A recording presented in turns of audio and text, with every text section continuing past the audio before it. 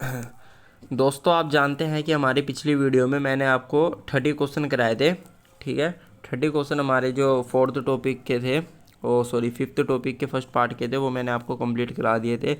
और मैंने आपको कहा था जो बाकी 71 क्वेश्चन, मतलब इस टॉपिक के टोटल 71 क्वेश्चन है ना, तो जो बाकी बचे हुए क्वेश्चन हैं वो ज़्यादा इंपॉर्टेंट नहीं है, लेकिन फिर भी मैं आपको उनमें से जो जो मुझे इंपॉर्टेंट लगेंगे कुछ 5-6 क्वेश्चन करा दूंगा। बाकी आप स्क्रीनशॉट ले सकते हैं, अपने आप कर लेना। मैं आपको एक बार दिखा देता हूँ। ठीक है, ये क्वेश्चंस है।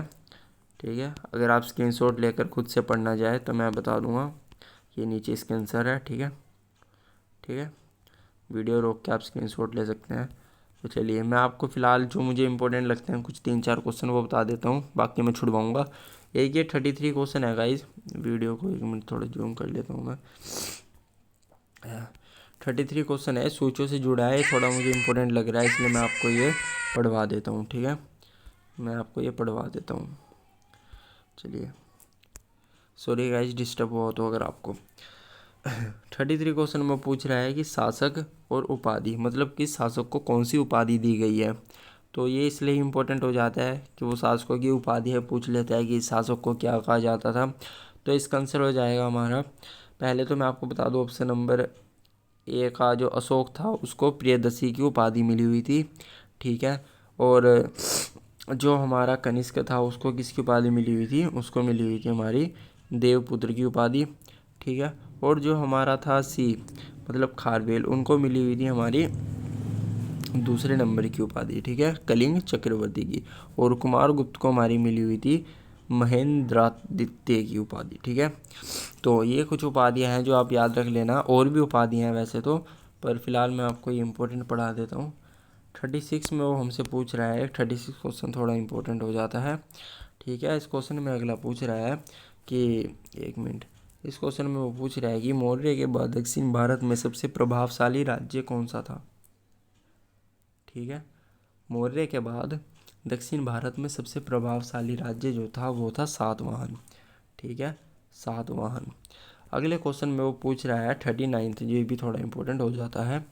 किस चीनी जर्नल ने कनिष्क को हराया था, तो वो था ऑप्शन नंबर ए पेन चाओ। ठीक है, कौन था वो, ऑप्शन नंबर ए पेन चाओ।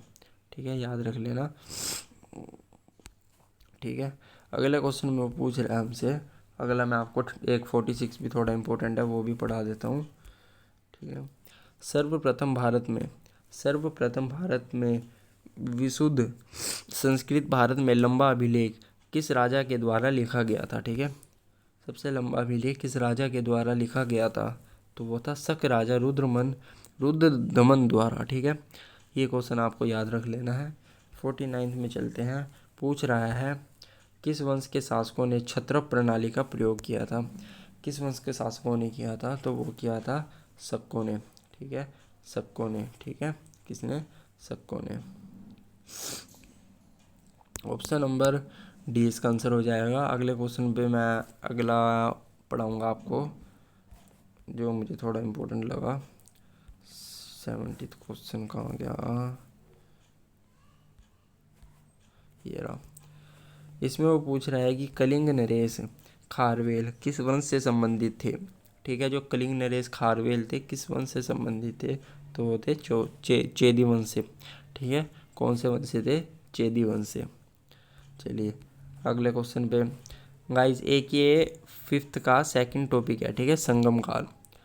ये लूसेड में पता नहीं क्यों दे रखा है इन्होंने, क्योंकि इसका कोई ख़ास मतलब नहीं है। इससे प्रीवियस ईयर में कोई 1 या 2 क्वेश्चन आए हुए हैं। ठीक है, इसके लिए आपको पूरा टॉपिक पढ़ने की ज़रूरत नहीं है, फिर भी आप स्क्रीनशॉट ले सकते हो। मैं आपको पूरा टॉपिक दिखा देता हूँ अगर आप खुद से पढ़ना चाहे तो।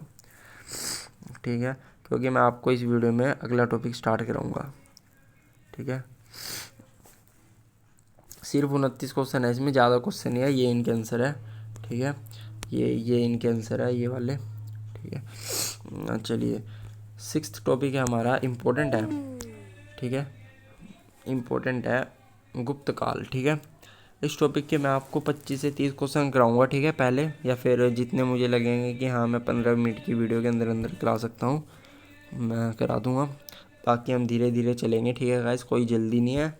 और धीरे धीरे समझते चलिए, आपको क्वेश्चन समझ भी आते रहेंगे और आपको कोई दिक्कत भी नहीं होगी, आपकी तैयारी भी स्मूथली चलती रहेगी।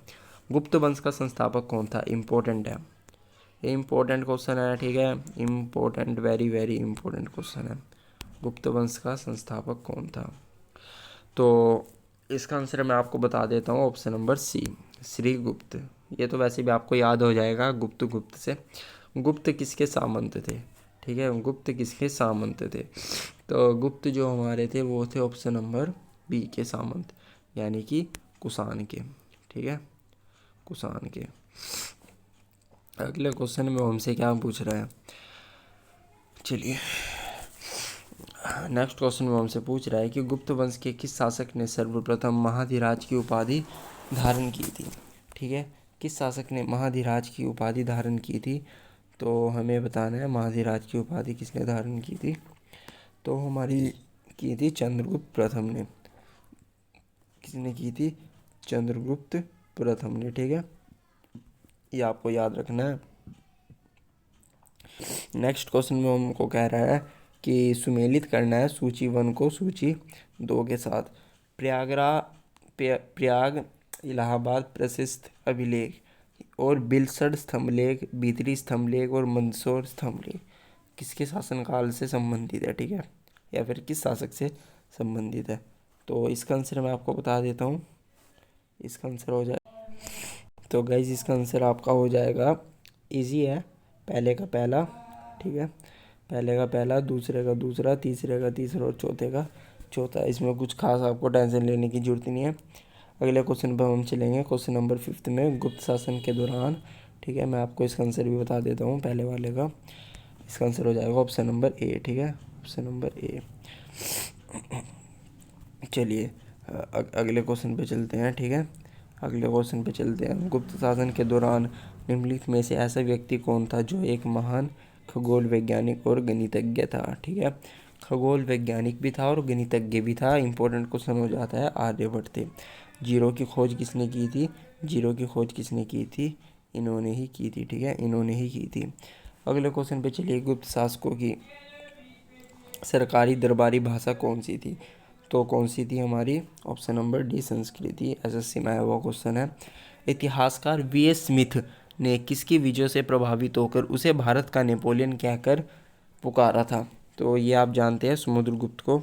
गाइज मैं आपको पहले बता दूं, ये भारत का नेपोलियन किसे कहा जाता है? किसने पुकारा था? वी.एस. स्मिथ ने। ठीक है, किसे कहा जाता है? समुद्रगुप्त को। भारत का नेपोलियन किसे कहा जाता है? ये क्वेश्चन आप रट लेना। ठीक है, ये रट लेना। आप नीचे भी देख सकते हो, ये एसएससी में, आरआरबी में, जीजी में, यूपीपीएससी में, पीएससी में, बीपीएससी में और न जाने उसके बाद भी कितने एग्जामों में ये क्वेश्चन आता है। ठीक है, इम्पोर्टेंट है मतलब। गुप्त वंश का वह राजा कौन था जिसने हुणों को भारत पर आक्रमण करने से रोका था? तो किसने रोका था? ये काम करके दिखाया था हमारा समुद्रगुप्त ने। ठीक है, समुद्रगुप्त ने। ये भी एसएससी में भी आया हुआ है, पीएससी में भी और बीपीएससी में भी। नेक्स्ट क्वेश्चन में वो पूछ रहा है कि गुप्त वंश किस लिए प्रसिद्ध था? ठीक है, गुप्त वंश जो था वो किस लिए प्रसिद्ध था? तो वो गुप्त वंश हमारा प्रसिद्ध था किसके लिए? क्वेश्चन नंबर 9 का हमारा ऑप्शन नंबर ए सही हो जाएगा, कला एवं स्थापत्य के लिए। तो 10th क्वेश्चन हमारा पूछ रहा है वो अजंता कलाकृतियाँ किससे संबंधित है, या फिर अजंता की जो गुफाएं बनी हुई हैं वो किससे संबंधित है? वो हमारी है गुप्त काल से। ठीक है, गुप्त काल में बनाई गई थी में। कुछ विद्वानों के अनुसार कवि कालिदास किसके राजकवि थे? ठीक है, कवि कालिदास किसके राजकवि थे? तो वो थे हमारे ऑप्शन नंबर सी, चंद्रगुप्त द्वितीय या फिर विक्रम आदित्य के।